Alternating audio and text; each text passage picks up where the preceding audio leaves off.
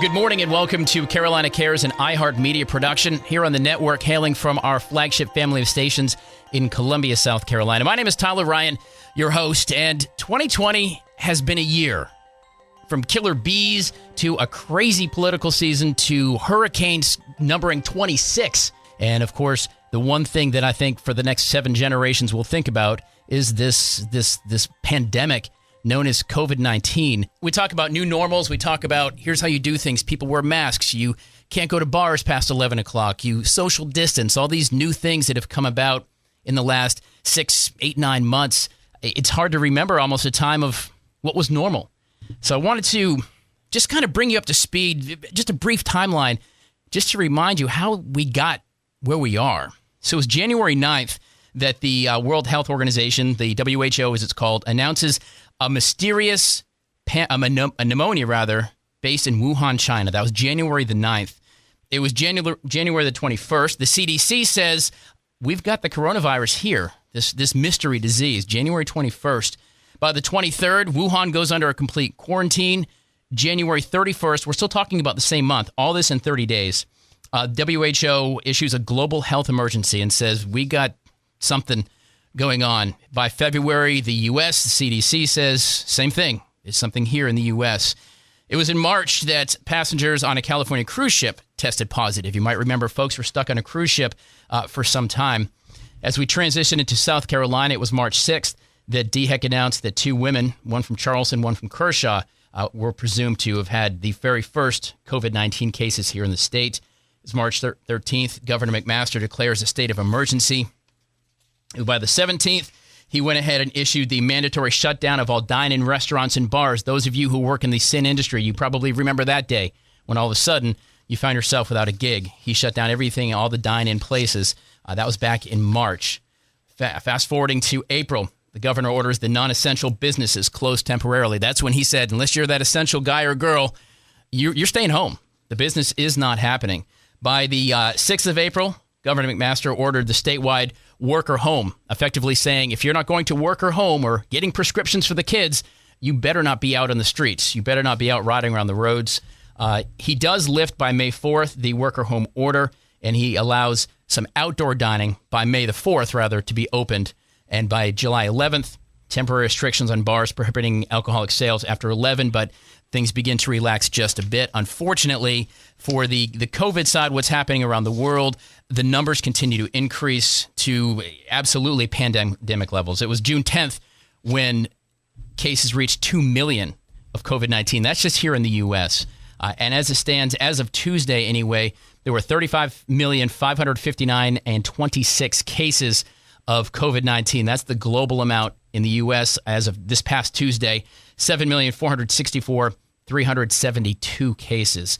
So this thing it took over the globe instantly. Within days, within weeks, we're getting reports on a global pandemic, a global thing that's going on. It's scary. There's a lot of information. There's a lot of misinformation. There's a lot of social media information, and that's the scariest thing about it. And we're hoping this morning on Carolina Cares to clear up some of that. Probably we can't get to all of it, but some of it with a doctor, a public health physician from DHEC, the Department of Health here in South Carolina. I'd like to welcome Dr. Jonathan Knoche. Did I say that right? Knoche.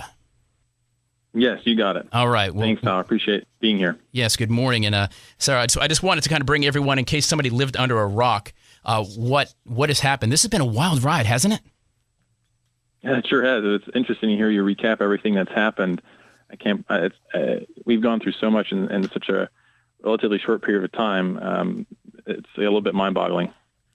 What do we even under? I mean, I guess we understand it's a flu, a virus of some sort. I mean, obviously it's not the common flu. It's nothing like we've seen before. But what exactly is it, or do we even know?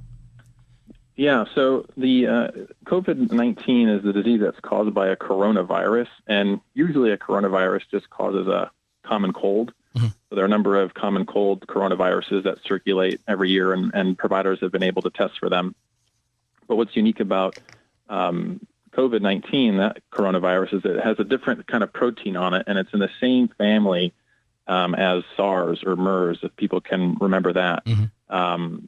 But the real difference is that the COVID-19 coronavirus is just so much more communicable and transmissible. So it's just spread very widely and very quickly compared to MERS or SARS, but it's in the same family as those coronaviruses. And I'm glad you mentioned that there's other coronaviruses. I remember, and again, because social media experts out there, people are showing off all the cans of Clorox or whatever that said coronavirus. Well, we've known about it. We have, but it's not the same thing. And I think that's what some people don't quite understand. Yeah, that's right. I mean, that's essentially what we deal with when we talk about the influenza virus, which is a different kind of virus, but that is also one that changes. And so we have different kinds of strains of the flu virus. And so the vaccines that we get protect against a certain number of flu. And so the coronavirus is similar in a way. It's a different virus, but in the family, there are different strains or different kinds. So right. We have known about it for a long time, and a lot of the common cleaning agents that you alluded to are effective in killing the coronavirus that causes COVID-19. Sure. Okay. Nothing you should ever ingest, because we heard about that too. So make sure we talk about that. That's for external use only. Good gracious. That's right. Gotta love the internet, doctor. My gosh. So some of the symptoms, I mean, I think we all know: fever, chills, cough, sore throat, loss of smell, aches, fatigue. And this has got to be a hard thing for doctors and for people, I suppose, but certainly for you folks in the medical field, because those are getting old. Those are the common cold. Those are the flu. These are just things that we feel on a regular basis. It's got to be hard to say, okay, what do we do? How do we take, I got a fever today. Do I have corona? Maybe not, right? Yeah, that's right. Fever is something that's sort of a non-specific symptom. You can get a fever because you have strep throat. You can have a fever because you have the flu. So I think one of the things that we learned over time about coronavirus is that it can have a range of symptom presentation. When this first started, as you mentioned back in February and March, we were really focused on the respiratory symptoms, so the cough and sort of the upper respiratory tract infection symptoms. But as time went on, we recognized that having a change in your smell or a change in your taste, even some gastrointestinal problems like nausea or vomiting or diarrhea, can also be presenting symptoms of COVID-19. So, I think the threshold for testing has gone down significantly, and providers are much more likely to test patients when they come and they're not feeling well if it makes sense with what their presenting symptoms are. I think they have a much lower threshold to test people. And I guess I didn't know the vomiting and the diarrhea. Sorry, folks, if you're having breakfast, because of course there was all the jokes, the run on toilet paper when this first broke. You couldn't get it anywhere, and there was always that question: what does that have to do? Well, clearly that's one of the telling symptoms, and that answers that question that a lot of us didn't know at the time when we're trying to buy toilet paper at Walmart. So that's some trying times for sure. As far as the test, I mean, what is the threshold? And I know you can't speak for doctors, and every doctor has their own practice and whatever. But generally speaking, from the DHEC guidance or CDC guidance, but certainly DHEC from your organization to doctors here in South Carolina, is there a threshold? Have you given guidance that, okay, if my patient is exhibiting 1, 2, 3, 4, we need to give them a corona test, or maybe not? How does that doctor determine that, yes, we need to go ahead and test this fella? Yeah, so usually we leave it to the physician discretion, but we do provide guidance and send out messages to providers across the state about symptoms. So there are some unique ones that fit with COVID-19, some of them being a loss of taste or smell, or a new or worsening cough. Some people might have a cough because they have COPD or something like that. But if something changes, that should really raise the red flag. But they could also just present and say, I have a headache and a fever. My muscles are achy. And they've got a few different sort of symptoms that aren't necessarily specific for COVID-19, but they're still sick. And so that's a time to test as well. So I think really anybody that comes in with symptoms should go ahead and get tested. Right. And that'd just be a matter of, okay, either you do or you don't. You can take that off the possibility list. Okay, we've negative for COVID. Maybe it's something else. Maybe it is the common cold. Maybe it is getting old. I mean, at least I can't speak for you, Doc, but I wake up with aches and pains more and more every single day, and I'm pretty certain it's not the COVID. It's just Mother Nature knocking on my door. Right. For sure. Yeah, and we've even updated some of our recommendations in the last couple of weeks to say, even if you're doing well, if you're somebody that's active in the community, go ahead and get tested regularly, about once a month or so, because we recognize that about 40% of people don't have any symptoms of COVID, but they're still able to spread the infection around. Right. So the way for us to figure out where this virus is and where it's going and protect the population is to really do the testing and see, all right, who has it, and putting them in isolation from the rest of the community so the virus can't keep spreading from person to person. That's really the only way that's going to keep going, is if it can spread from person to person. So that's our new messaging, our new goal is to increase testing. Even if you're feeling fine, but you're active in the community, you're out and about, go ahead and go get screened. Do you think there's a false sense of security when someone goes and gets tested and they get their clean bill of health? Hey, I ain't got it. I'm good to go. I'm going to go out and live my life and go party down. Do you think that there's a potentially dangerous mindset of a false sense of security? Because if I get tested today and I come back negative and I go out and I come in contact with somebody as I leave the doctor's office, well, I'm no longer negative. I'm now positive, but I may not even think about it again, right? Yeah, that's a good point, Tyler. I mean, it really is only a snapshot in time. So if you get tested today, that only tells you today that you don't have the infection. It doesn't tell you whether you're going to get exposed tomorrow or next week. So the testing is important, and that gives you a level of reassurance at that moment, but that doesn't, change that everybody still needs to be wearing a face mask and practicing physical distancing and washing their hands well. Speaking this morning on Carolina Cares with Dr. Jonathan Knoche. He's with DHEC, public health physician. Just kind of going through just some. There's a lot of stuff that's out there. A lot of internet researchers the internet doctors, I call them, I guess. And I can't say that I don't go to WebMD, so I may be guilty as well, as many of us are. But just trying to talk about some of the maybe misunderstandings of this whole COVID thing. So let me ask you this: what is every couple of weeks the CDC kind of changes their outlook on this. This many people are going to die. Well, now the projection's up, then the projection's down. Then they say, well, it doesn't. If you come in quick contact, you don't necessarily have to get tested, but if you're within 15 minutes, is that because we just don't understand this, and so we're trying to find out the best way to go about this? Is that what's attributed to the CDC and other WHO, DHEC? Is that what that's really about? Is you're trying to say we're trying to learn as quick as we can? Yeah, I think the medical establishment and the public health groups that you mentioned, what they're really trying to do is provide evidence-based recommendations, and so that depends on what the science shows us. And since this is an evolving pandemic, everybody kind of gets to have a look behind the curtain to see, okay, we learned something new today, and how do we implement that? How does that change our understanding or change our recommendations? So, initially there was much more focus on how COVID gets spread just from people sneezing or coughing on you, kind of what we call spraying their droplets. And now there's more recognition that the virus can still kind of hang in the air even after, let's say, you sneeze, that the virus particle can still kind of float on a dust particle, I guess is the way to put it. And so that changes how you view how long you might be around somebody or in a room where somebody was with COVID-19. So that changes things and how we assess risk and make recommendations. So, 15 minutes is you kind of have to draw a line in the sand, but and we pick 6 feet based on how far we think when people cough or sneeze, how far those droplets can go. And so it's a risk sort of stratification, but that doesn't mean that just because you're within 1 foot of somebody who has COVID for 5 minutes that there's no risk. Sure. Right, if that makes sense. So there still is risk, but when you make policy, you have to pick a number and make a line in the sand, so to speak. Right. You have to have that baseline, that standard that this is what's going to happen. Not saying that nothing can happen without that tolerance, but you've got to have that. Okay, this is the bottom basic best practice period, I guess. Right. That's right.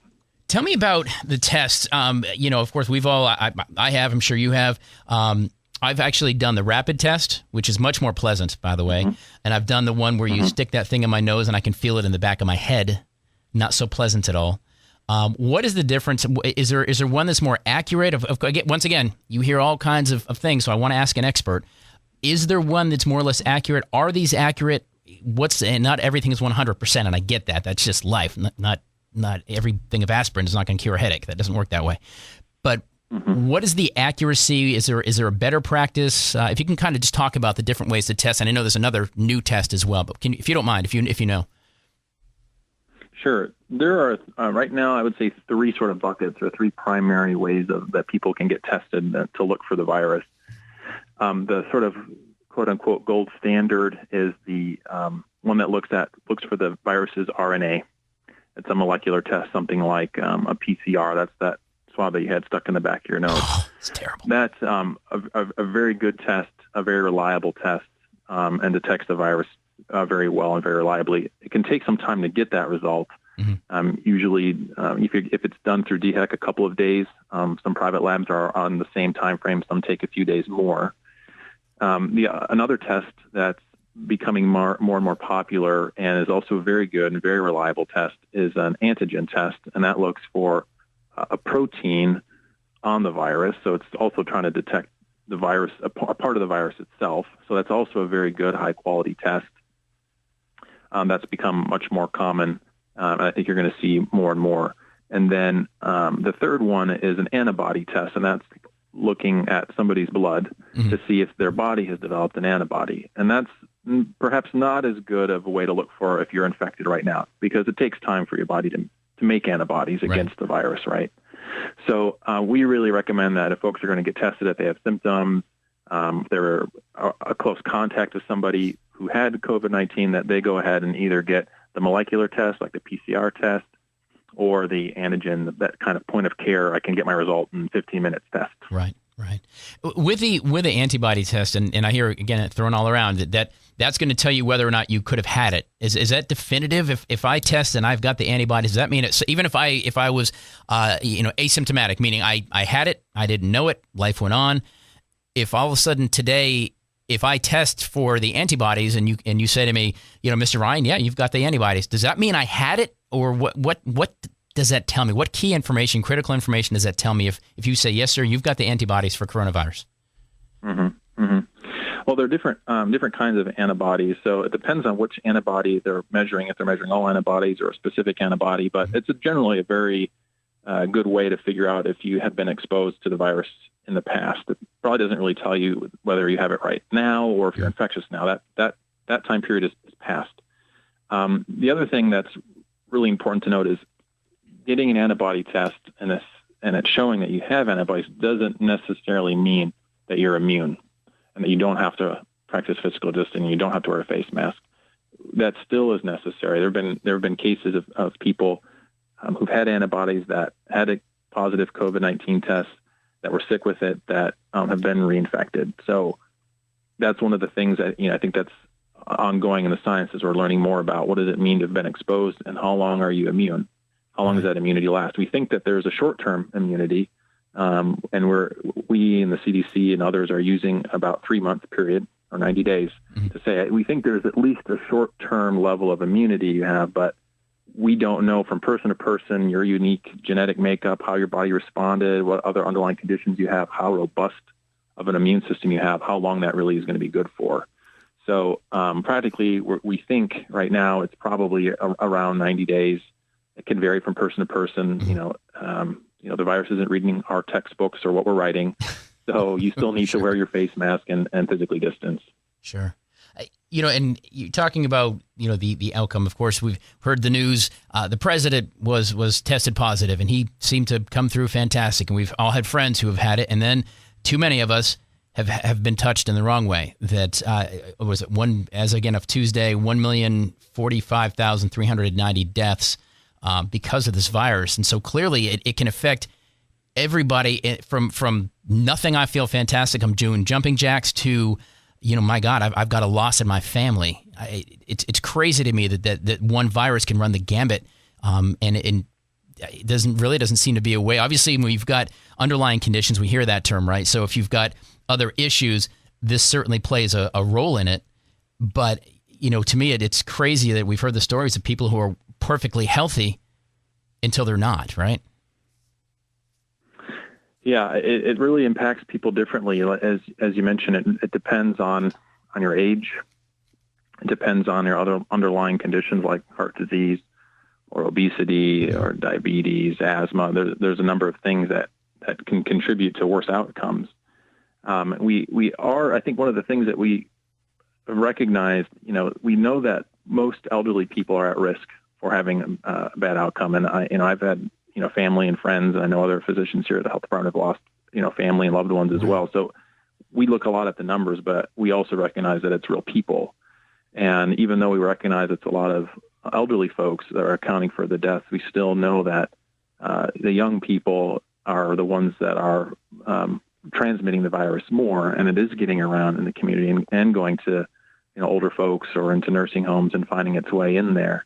Mm-hmm. So, even though generally younger people fare well, there are still deaths that have happened in South Carolina among the younger population, and they have an important role to play to help not spread it to their parents and their grandparents. Sure. And I also think, it's worth bearing in mind, we don't actually know what it means to have had COVID and made it through. What does that mean for health in the long run? Some people have had some, ongoing issues after they recovered, but we don't know what does that mean for, your heart health 10 years from now after you've had COVID, or, your kidney health. We don't know. Those are things we need to learn, and we're only going to find out in time. So we all need to do our part and make sure we're following the guidelines. Sure. Is it are the kidneys and the heart, are those a couple of the things you're saying that potentially could be an ongoing issue health-wise down after we're through this pandemic? Once this is over and we look back at 2020, whenever that is, we look back and go, my God, what a journey. But you're saying there could be in some people who made it through, who lived, who didn't really necessarily have any major symptoms, they actually could have some lingering health issues because of it. I think that's what remains to be seen. We certainly have seen case reports about people who've had issues with their health related to some of the other organ systems, chronic fatigue or smell or taste, or people that didn't know they had an underlying, kidney condition that all of a sudden then, came out and they had a negative outcome. So, like I said, I think we're learning more, and, I think underscores the reason why we're trying to follow these guidelines so strongly, even though it's obviously difficult for everybody. I don't enjoy it any more than anybody else, sure. But it's part of what it means to be, a good neighbor and a good South Carolinian. I think to think about those around you to reduce the spread,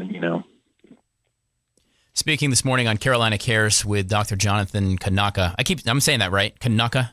You got it, yeah. Knoche, I'll do it.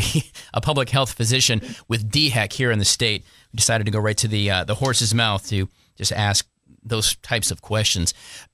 When you talk about you got the masks, and we went from the masks, and there's all kinds of the N95 or whatever masks they are. Then we see people basically crocheting them. Everybody and their brother selling them, different kinds, and now we go to the face shields.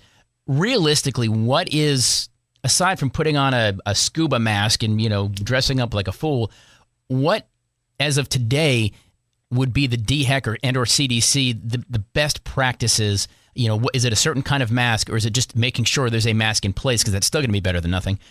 Is it covering your eyes? What really is kind of that, like you said, that line in the sand? Where is that line in the sand as far as your PPE? Mm-hmm. Yeah, there's a couple things I would say about face masks.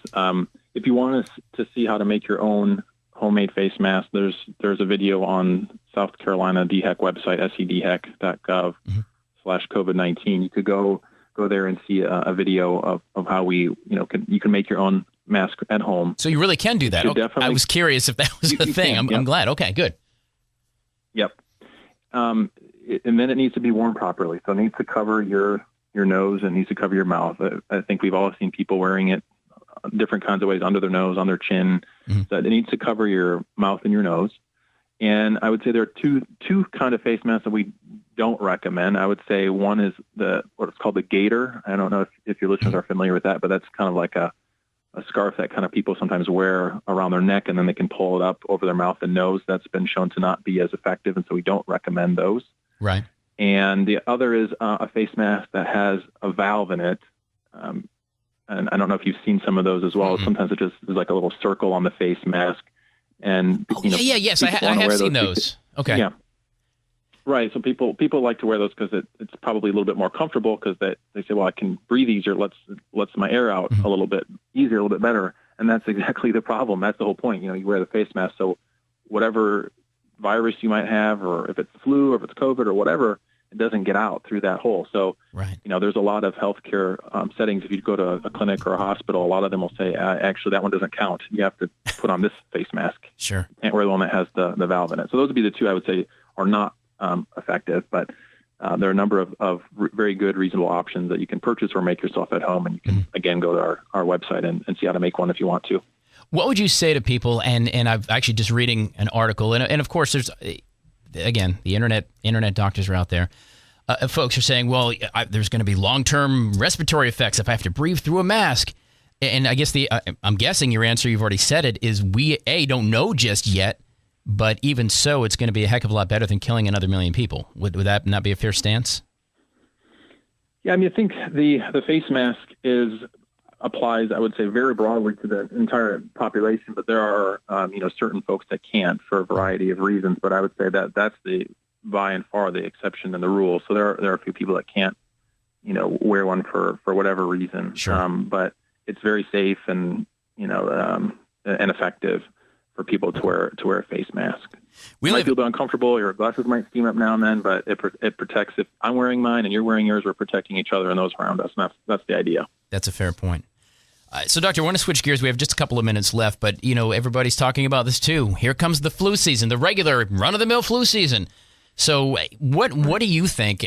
What's the DHEC, or you're a physician, your opinion on how this is going to go? Obviously, you're recommending getting the flu shot like you always do anyway. But is this really going to be a nightmare, 2 train wrecks in the night, or what?